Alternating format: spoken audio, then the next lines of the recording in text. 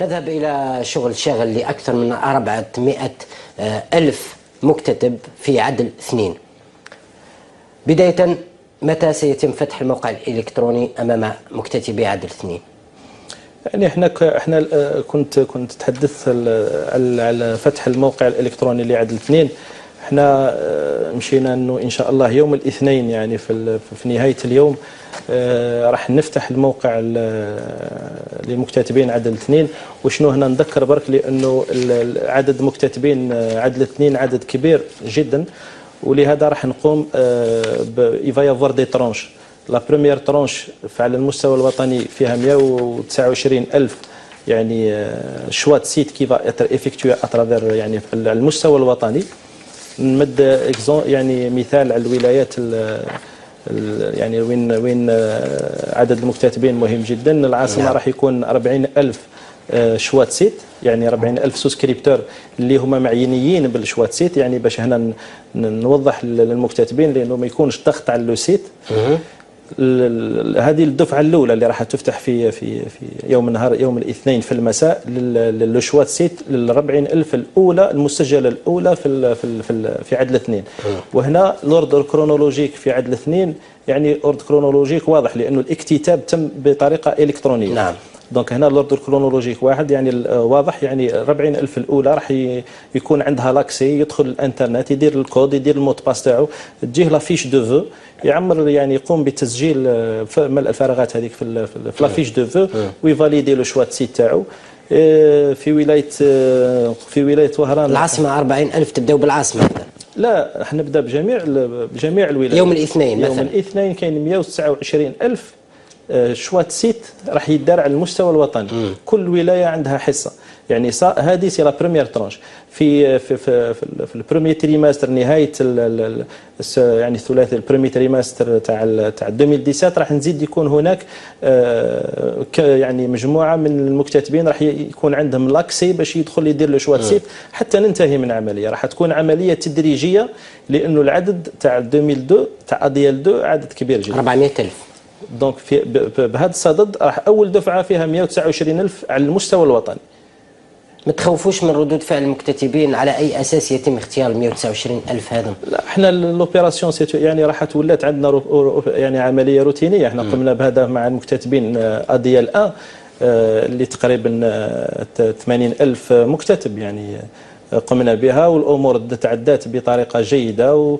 خاصه انه النظام الكتروني. لا، هو نظام الكتروني لانه العدد كبير جدا تاع المكتتبين. يعني الطريقه الوحيده احنا اللي الان نتعامل معها بالمكتتبين هي طريقه الاعلام الالي.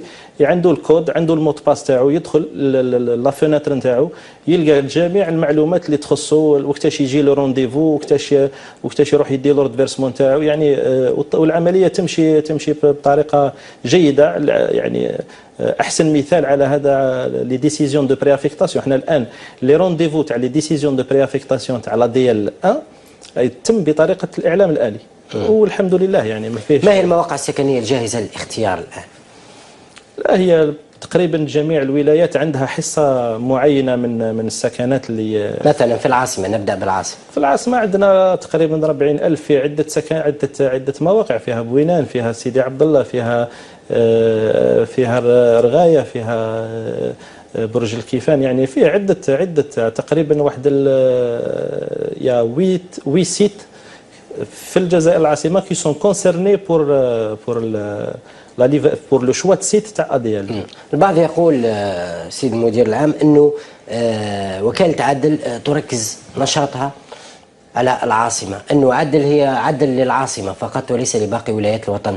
جينا العديد من التساؤلات سواء على مواقع التواصل الاجتماعي او حتى شكاوى المواطنين هنا، عدم الوضوح والشفافيه في اداره ملف عدل 2 أو 1 على مستوى الولايات. يعني كي نقصدوا الجزائر العميقه مثلا.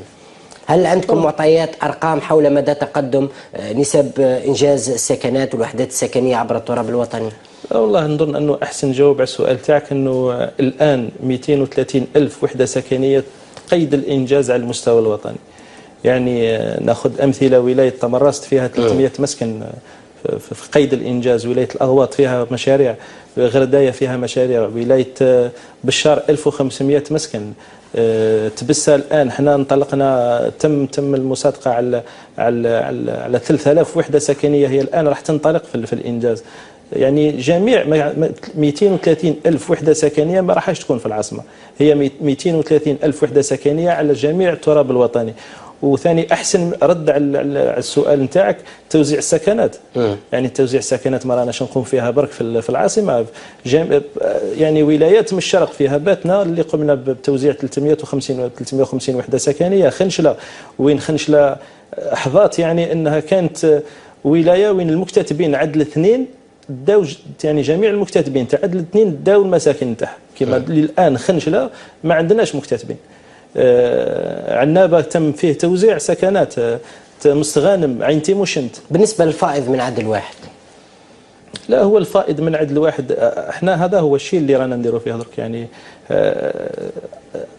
كي وصلنا انه مدينا لي ديسيزيون دو بريافيكتاسيون تاع اديال 1، يعني خلاص المساكن تاع عدل واحد تاع 2001 2002 الناس دات الان هي في تاخذ في لي ديسيزيون دو بريافيكتاسيون. يعني الشيء اللي بقى سمح لنا انه ندير لو شوا سيت تاع اديال 2. C'est ce qui nous a permis maintenant que les 129 000 logements qui ont démarré de faire les choix de site نتاعهم، وين راح ندير لو شوا سيت للسبسكريبتور. كما كنت تحدثت انه فيه يدخل الكود، دير الكود والموت باس، يعمر يعني يقوم بملء الاستماره، يدير له شوا سيت تاعو.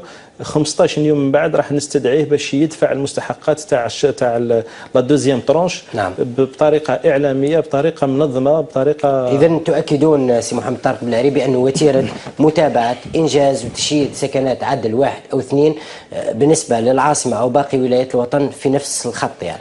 لا احنا في اطار مراقبه الانجاز من المشاريع وكاله عد احنا متشددين يعني وصرامه يعني كبيره باش ننتهي من الانجاز في المده المحدده في دفتر الشروط. انه الشيء اللي متعاقدين معاه مع المؤسسات في دفتر الشروط فيما يخص لي ديلي دو رياليزاسيون ولا لي سبيسيفيكاسيون تاع لي سبيسيفيسيتي تاع المسكن موجوده في دفتر الشروط. وحنا يعني مراقبه يعني صارمه في هذا الموضوع. ما نتسامحش مع اي مؤسسه انجاز اللي تديباسي الان مواعيد الانجاز. متى يتم دفع الشطر الثاني والثالث؟ لا نظن هذا موضوع يعني شويه سابق الاوان، لانه نحن اديال 2 الان نتكلم على لو شوا سيت. ننظم امورنا في لو شوا سيت، ننتهي ما كما كنت تقول فيه 400 ألف مكتتب لازم ننتهي من لو شوا سيت، نخليه يدير لو شوا سيت، يدفع الشطر الثاني. كي ننتهي من عاد العمليه راح ننظم امورنا باش نمشي للشطر الثالث. وزير السكن عبد المجيد تبون دائما يربط فتح الموقع الاختيار مع تقدم نسبه الانجاز. لا هو يعني الوزاره الوصيه وتيره الانجاز متعلقه باللا ديسيزيون دو بريافيكتاسيون. لو شوا سيت متعلق بالانطلاق المشاريع. لو ديكري الاخير اللي خرج في ديسمبر 22 ديسمبر 2015 يحدد هذه المقاييس. يعني في الشطر الاول هو الاكتتاب، الشطر الثاني مع لو شوا سيت يعني انطلاق المشروع، الشطر الثالث هو نسبه الانجاز تكون اكثر من 75%، وهنا تكون لا ديسيزيون دو بريافيكتاسيون. اذا نقاش متواصل مع محمد طارق بلعريبي المدير العام للوكاله